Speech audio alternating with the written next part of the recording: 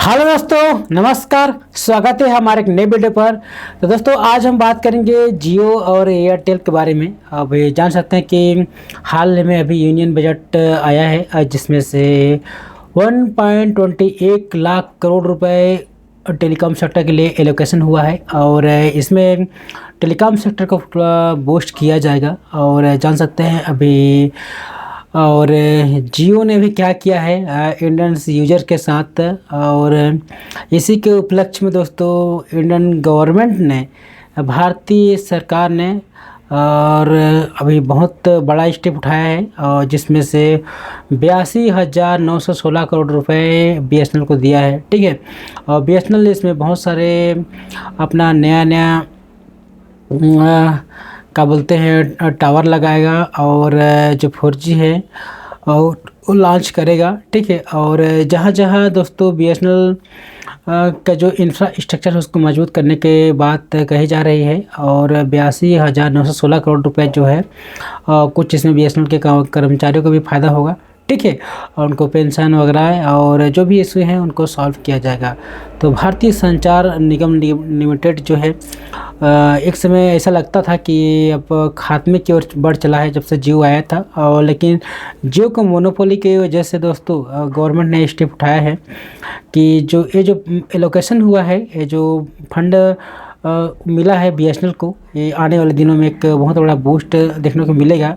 और हाल ही में पता है क्या हुआ है, जियो ने अपने बहुत सारे जो टैरिफ है ना बढ़ा दिए थे, और जिसके वजह से पूरा देश भर में लोगों का गुस्सा सोशल मीडिया में और बहुत सारे न्यूज़ माध्यम में आपको देखने को मिला होगा। और एज इंडियन यूजर अगर आप हो तो आपको ज़रूर ऐसा लगा होगा यार कि कहीं ना कहीं बहुत ज़्यादा पैसा चार्ज कर रही है जियो कंपनी। और उसके साथ साथ बहुत सारे ऐसे कंपनी हैं जिनका साथ दे रही है, जैसे एयरटेल हो गया, और भी जैसे आइडिया, वोडाफोन, ये सब उसके साथी हैं। वो कुछ नहीं बोल रहे थे, और वो भी अपना मतलब टैरिफ ना बढ़ा दिए थे। ठीक है। और इसी के उपलक्ष्य में गवर्नमेंट को ये सब स्टेप उठाना पड़ा। आप तो जान सकते हैं कि मोदी जी लगता है अभी घुसा गए हैं अंबानी जी से, जिसकी वजह से 82,916 करोड़ भारी भरकम राशि बीएसएनएल को दिया है। ठीक है। और टेलीकॉम सेक्टर के लिए 1.28 लाख करोड़ रुपए एलोकेशन हुआ है। ठीक है। तो बहुत बड़ी राशि है अब तक की, और इसमें बूस्ट किया जाएगा बीएसएनएल को, और बीएसएनएल के इंफ्रास्ट्रक्चर को थोड़ा मजबूत करने की बात की जा रही है।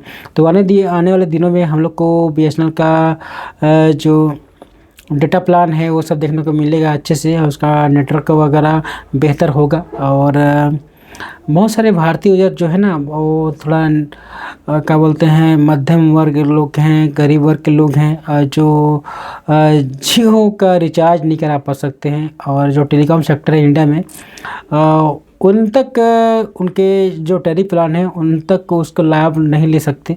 इसलिए भारत सरकार ने सोचा कि क्यों ना हम बीएसएनएल को बूस्ट करें, और आने वाले जो हमारे प्लान है या फिर आने वाले जो फ्यूचर हैं, आने वाले जो लाइफ है, ठीक है, युवा वर्ग हैं, उन सबको कनेक्ट किया जाए। और इसके साथ साथ अब ये भी देखने को मिला होगा कि बहुत सारे लोग जियो से बीएसएनएल में पोर्ट हो गए हैं, और लाखों लोग पोर्ट कर रहे हैं, और अभी भी पोर्ट चल ही रहा है।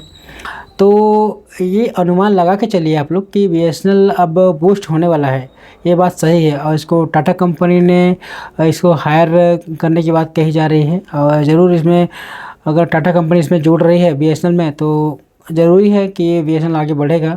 और जो एक छत्र छाया रहा है जियो का तो अब नहीं रहेगा। ठीक है। और उसका जो मोनोपोली है या फिर उसका एक कंपनी का अगर भारत में अगर बढ़ रही है तो उसका तो क्रेज तो रहेगा ही रहेगा। लेकिन अगर आप ये अनुमान लगा सकते हैं दोस्तों कि अगर बीएसएनएल अगर नहीं आएगा तो कौन कंपनी आएगी। ठीक है।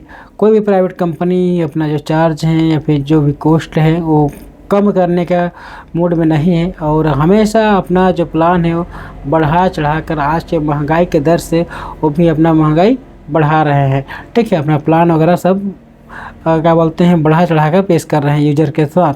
तो यूजर मजबूर है इतना पैसा खर्च करके, जिसको कम कॉलिंग करना है, कम बात करना है, वो भी उनके लिए कोई ख़ास प्लान नहीं है जियो की तरफ से। और ये सब वही डाटा प्लान दे रहा है आज के डेट में। और हाँ, कोई जियो फ़ोन वगैरह चलाते हैं ठीक है, जो उस कंपनी के हैं, तो उसके लिए थोड़ा सा राहत भरा हो सकता है, ठीक है। लेकिन कोई अदर मोबाइल यूज करता है, ठीक है, विदाउट जियो मोबाइल्स यूजर, ठीक है, वो क्या करेगा? वो तो अगर जियो सिम लेगा, उसमें रिचार्ज कराएगा, तो उसको फाइनेंशियल कंडीशन तो दोस्तों अगर किसी की अगर सही नहीं है तो गलती हो सकता है उसके साथ। उसको ज़्यादा मतलब पैसा खर्च करना पड़ेगा, और उसी के लक्ष्य में दोस्तों अब जान सकते हैं कि उसको किस तरीके से भारतीय यूजर को बीएसएनएल क्यों जोड़ा जाए, या फिर भारत संचार निगम लिमिटेड है उस पर लोग भरोसा करें, और एक बार वो सर्वाइव हो, और हम आम आदमी के ऊपर, आप सब लोग अगर आप सोचते होंगे कि क्यों ना यार, एक समय देखे थे कि 2G स्पेक्ट्रम वगैरह घोटाला हुआ था, तो बहुत सारे देश में बवाल हुआ था। तो हर कोई चाहता है कि जो भी रहे ना, जो भी टेक्नोलॉजी आम आदमी को मिले वो भी थोड़ा सा सस्ते दर पर मिले, ताकि उसका कंज्यूम आम लोग कर सकें और उसका यूज कर सकें। अगर कोई डायरेक्ट ही बढ़ा देगा और डायरेक्ट ही मतलब बढ़ा चढ़ा कर अपने टैरिफ प्लान को देगा, तो कोई भी यूज़र उसमें कनेक्ट होने के लिए जाना नहीं चाहेगा, लेकिन मजबूरी वैसे उसको लेना पड़ता है, क्योंकि उनको कॉल करना रहता है, बात करना रहता है, और इंटरनेट का थोड़ा यूज करना रहता है। आज के डेट में इंटरनेट हर जगह यूज हो गया है, और जान सकते हैं भारत संचार निगम लिमिटेड इसमें ये स्टेप उठाने वाली है। आने वाले दिनों में आपको दोस्तों ज़रूर देखने को मिलेगा, ठीक है। आपके गांव शहर या बड़े बड़े शहरों में और टावर वगैरह जो लगे हैं पहले, उनको फिर से उनको बनाया जाएगा, लगाया जाएगा, इंस्टॉल किया जाएगा, और जहाँ जहाँ उनके टावर वगैरह नहीं है वहाँ पास आपको देखने को मिलेगा। नेटवर्किंग वगैरह जो समस्या है उसको दुरुस्त किया जाएगा। तो हम सब ये लेके चलते हैं कि आज के डेट में ना बहुत ज़रूरी हो गया है, ठीक है।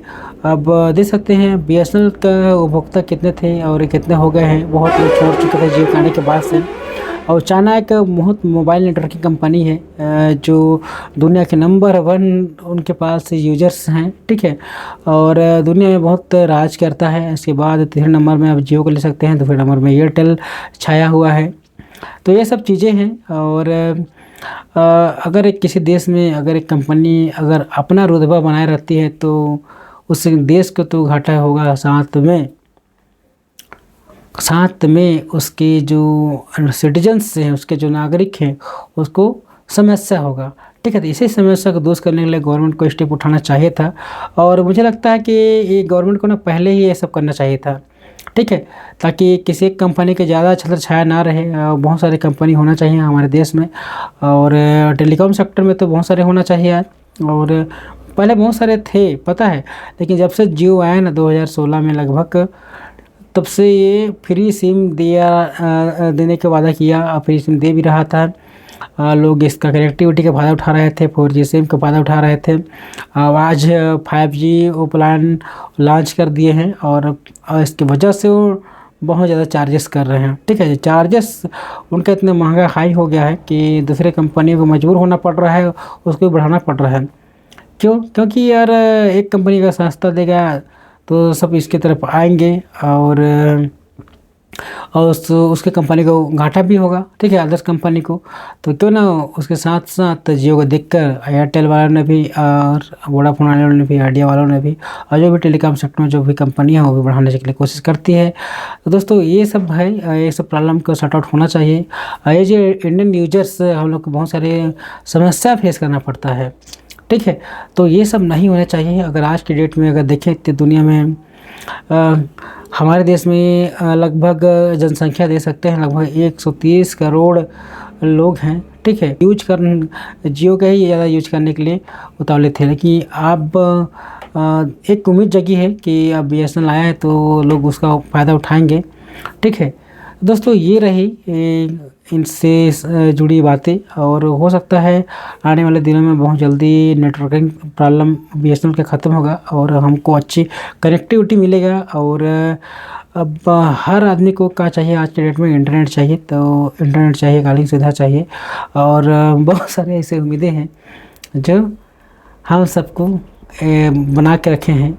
और उम्मीद करते हैं दोस्तों कि आप सबको अच्छा लगा होगा। और आप क्या सोचते हैं इस टेलीकॉम कंपनी के बारे में, बीएसएनएल के बारे में, और हमारे देश के जो सबसे बड़ी गवर्नमेंट कंपनी है भारतीय संचार निगम लिमिटेड, ठीक है, क्या आप इसके यूजर बनना चाहते हैं कि नहीं? बताइएगा ज़रूर। तो मिलते हैं हम आपसे बाद में, और तब तक के लिए धन्यवाद।